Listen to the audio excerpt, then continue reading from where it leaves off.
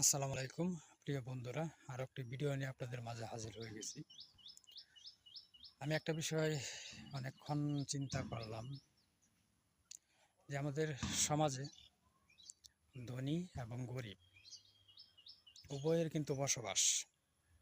ধনীদের প্রভাব থাকে বেশি, গরিবদের প্রভাব কম। মানে যারা একদম নিম্ন শ্রেণীর, মানে অসহায়, তাদের কোনো প্রভাব নাই। তো এইটা কতটুক মেনে নেওয়া যায়? কারণ আল্লাহ পাক সৃষ্টি করছে আমাদেরকে শ্রেষ্ঠ জীব হিসেবে।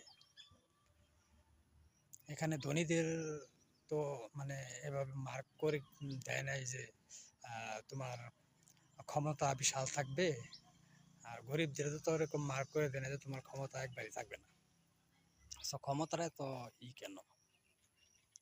কারণ এই মাটির দেহটা মাটির সাথে মিশে যাবে একদিন সবারই।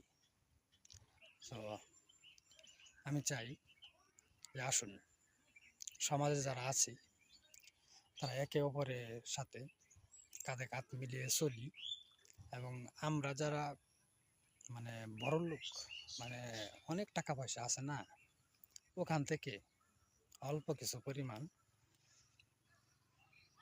টাকা যদি আমরা হত দরিদ্রদের মাঝে দেই, তাহলে কিন্তু তারাও কিন্তু ডাল ভাত খেয়ে বাকি জীবনটুকু পার করে যাবে।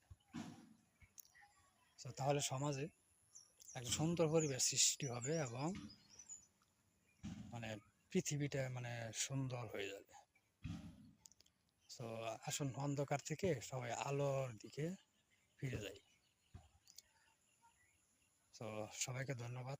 ভিডিওটি ভালো লাগলে অবশ্যই শেয়ার করবেন।